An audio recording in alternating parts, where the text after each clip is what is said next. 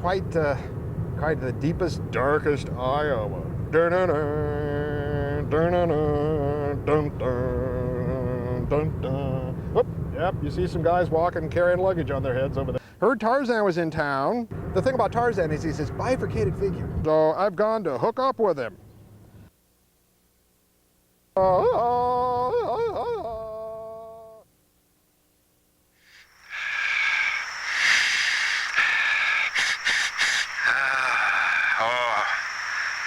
Sweet bounty of nature. It stinks. Well, I'm out here stuck in the monkey. This helmet kind of screwed me up. But you know, at the movies with film has got to go on no matter what. And even though I'm kind of feeling, again, Banana Split would be really good right now, I got to get this intro out to you.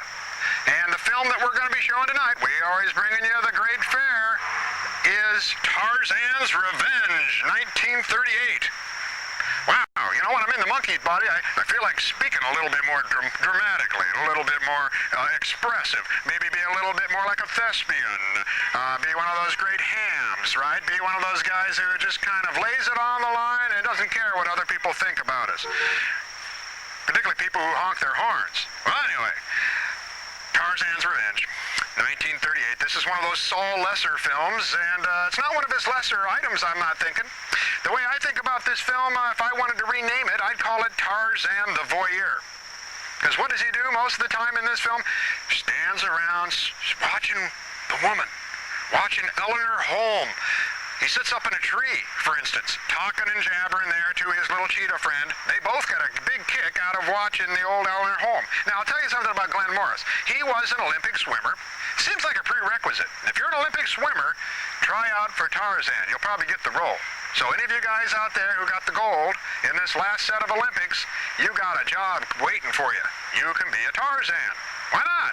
Many great people have. You don't have to act. You know how to act. Just swim. Okay, you can do it. Now, Eleanor Holm also was an Olympic swimmer. She was in the 1932 Olympics, and she won the gold. Yep. And but she tried to go out again in 1936, and guess what? She got kicked off of the team for singing in the cabaret there on the boat. She was kind of a bad girl, kind of a naughty girl, and I guess I understand why Glenn Morris has got his eye out for her out in the jungle there. If she's wandering around in the jungle out there, then very much, I mean, you know, he's looking out for the right thing. Now, this film kind of reminds me, in a way, of Dante, believe it or not. Remember, Dante had this fascination with Beatrice, and he would always watch her, but he would never meet her. Well, Tarzan, he's sort of like that, too. He watches, he's got his monkey friend, they watch together, and they kind of voyeur it, kind of stalk her and things like that. I think Tarzan would be in jail right now if he was a modern guy. But he goes one step beyond Dante. He's later going to meet her, and he's going to save her. At one point, she falls into some water. It looks like she's kind of stuck there. Her boyfriend, he can't really help her, you know. He's kind of, you know, like, oh, go get a rope or something, you know, and I'll save you. And of course, Tarzan, he's over there. He jumps down, saves her, and then she has to tell the boyfriend, hey, a big ape man like guy saved me. And they laugh and like, ha ha, I bet your Francis the talking mule showed up too, and he talked at you. And maybe Mr. Ed was there. Hey, maybe Mr. Ed. So she has this credibility problem. Of course, you know, she was kicked out of the Olympics.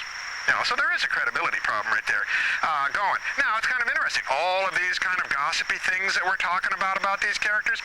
Guess who else is a cast member in here? Who plays Eleanor Holmes' mother? Hedda Hopper, the great future gossip columnist for Hollywood. So, whoa.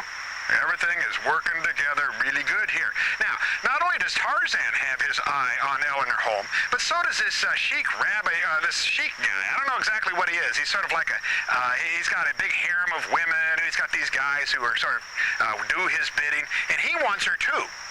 And he tracks her down and captures her. And of course, I think that's where that Tarzan's Revenge bit comes in. Because all the way through watching this movie, I'm thinking, revenge? What's the revenge angle on this thing? There ain't no revenge going on. Well, there kind of is. I think you're going to enjoy this Tarzan's Revenge.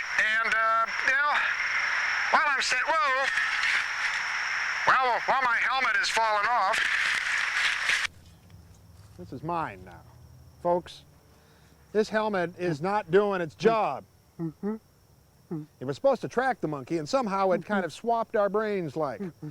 I'm gonna have to, well, no wonder. The setting is set wrong. All right, it was set for too much. Yeah, back that off a little bit here, and maybe it'll work. Now if I think real hard, maybe the monkey will obey me and follow me like a monkey zombie.